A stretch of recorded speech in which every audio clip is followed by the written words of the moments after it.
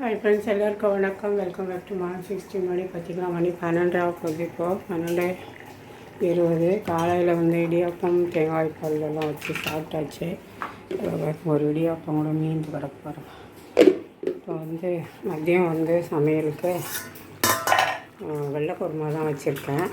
Carrot, beans, உருளைக்கிழங்கு, பட்டாணி, பச்சை பட்டாணி போட்டு தேங்காய் அரைச்சி குருமா, ஒயிட் குருமா, பச்சை மிளகா சேர்த்து அரைச்சிருக்கேன். அடுத்து வந்து அவ்வளோதான், முடிஞ்சிடுச்சு. தேங்காய் ஊற்றி கொதிச்சிடுச்சு. கொத்தமல்லி கருவேப்பிலையே சேர்த்து விட்டுருவோம். அதான் என்னோடய குருமா ரெடி. ஆஃப் பண்ணிக்கலாம். வெஜ்ஜு குருமா, வெள்ளை குருமா. இப்போ வந்து இதுக்கு சப்பாத்தி வேறு செய்யணும். மாவு எடுத்து வச்சுருக்கோம் பாருங்க. அடுத்து வந்து இங்கே முருங்கைக்கீரையும் காணா வாழைக்கீரையும் கொஞ்சம் இருந்தது. அது சேர்த்து வெங்காயத்தை போட்டு ஒரு பொரியல் மாதிரி செஞ்சு சாப்பிட்டுக்கலாம். ஒரு ஆளுக்கு போதும். காரெல்லாம் நான் எதுவுமே சேர்க்கலை.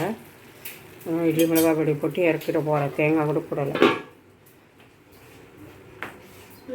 அடுத்து இங்கே வந்து பார்த்திங்களா, சும்மா பால் இருந்தது. நேற்று பால் கொஞ்சம் நிறையா மீந்து இருந்தது. சரி, அதுலேயும் கொஞ்சம் பாலை ஊற்றி ஜவ்வரிசியும் ராகி சேமியாவும் போட்டு ஒரு பாயாசத்தை கிண்டி வச்சிட்டேன். நிறைய பால் ஊற்றி தான் பண்ணியிருக்கேன். சரி, சாப்பிட்றவங்க சாப்பிட்டுக்கிட்டோம். அவ்வளோதான், இது வரைக்காச்சு. இப்போ இன்னும் இட்லி மாவு வாங்கி வந்து தோசை கேட்டான். என் பையன் தோசை ஊற்றணும். இவ்வளோதான் இன்றைக்கி லஞ்சு. இன்னும் பாத்திரம்லாம் வந்து எடுத்து போட்டு கழுவணும். இன்றைக்கி பார்த்திங்களா, சென்னையில் வந்து மழை பெஞ்சிட்டு இருக்குது. சும்மா அப்படியே தூரிகிட்ருக்கு. ஆனால் ஒன்றும் புழுக்கம் தான். இப்போ பார்த்திங்களா, பொரியல் வந்து முடிஞ்சிச்சு. எவ்வளோண்டு ஆயிருக்கு பாருங்கள். முருங்கைக்கீரையும் காணாங்குது. கொஞ்சம் தேங்காயும் துருவி போட்டேன். துருவ கஷ்டமாக இருந்துச்சு. சும்மா இதை வச்சு அப்படியே சோரண்டி அது போட்டாச்சு. ஏன்னா அந்த கீரை வந்து காணாம்பாழை கீரை, அதுக்கு தேங்காய் போட்டலாம் திருவிழுந்துக்கும் ஒரு மாதிரி கத்துற மாதிரி போட்டாச்சு. அவ்வளோ ஆஃப் பண்ணி வச்சுட்டு நம்ம சாப்பிடுவோம். தேங்காய் இன்னைக்கு காலையிலேருந்து வெறும் தேங்காயாக ஆகிப்போச்சு. இப்போ இன்றைக்கி சாதமே நான் பண்ணல. சப்பாத்தி தான் நான் சாப்பிட போகிறேன். வெஜ்ஜு குருமா, முருங்கீரை, காணாவாழைக்கீரை பொரியல், அடுத்து வந்து ராகி சேமியாவும் ஜவ்வரிசி பாயசம் முடிஞ்சு வச்சு சப்பாத்தியை போட்டுவிட்டு தோசையை ஊற்றிட்டு நான் அவங்களுக்கு காட்டுறேன். என் ஃப்ரெண்ட்ஸ், என் பையனுக்கு வந்து தோசை தான் வச்சுருக்கேன். ஒரு 3 தோசை. அப்புறமா வந்து ஒயிட் குருமா வச்சுட்டேன். அப்புறம் இங்கே வந்து ராகி சேமியாவும் ஜவ்வரிசி சேர்த்து பாயசம் பண்ணேன். பால் இருந்துச்சு. ஏன் அவன் தோசை கேட்டான் பார்த்தீங்கன்னா, அவனுக்கு வந்து பல் வந்து ரூட் கனால் பண்ணியிருக்கான். வந்து ஹார்டாக இருக்கும் சப்பாத்தி அப்படிங்கிறதுக்காக இட்லி கொடுக்குறேன்னா வேணாம், தோசை கொடுன்னா சரி அப்படின்ட்டு நானே இதை கட்டி வச்சுட்டேன். 3 பேருக்கும். சாரி, இது வச்சாச்சு டின்னர் பாக்ஸுக்கு.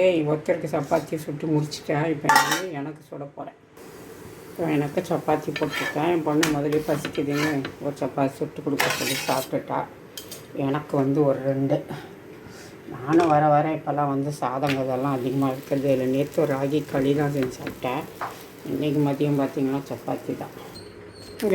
எனக்கு 2 சப்பாத்தி, குருமா, கீரை பொரியல் இருக்குது. நான் அப்போவே கொஞ்சம் சாப்பிட்டுட்டேன் செய்தோடனே சூடாக. இதுதான் இன்றைக்கி லஞ்சு. உங்கள் வீட்டில் என்ன லஞ்சு அப்படின்னு சொல்லுங்கள். அதே மாதிரி தோசை வந்து பார்த்திங்கன்னா, நான் ஆற வச்சு வைக்கணுமா என்னன்னு தெரியல. கொஞ்சம் ஆற வச்சுட்டு மூடியிருக்கேன். நான் தோசை அதிகமாக வந்து லஞ்சு பாக்ஸுக்கெல்லாம் கொடுத்து விட்டதில்லை. அதனால தான் கேட்குறேன்.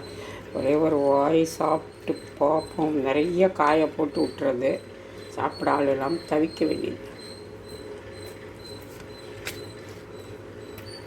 ஒயிட் குருமா நல்லா இருக்கு. இந்த கீரை வந்து அப்போயே சாப்பிட்டேன். நல்லா டேஸ்ட்டாக இருந்தது. சாப்பிட போதும் போய்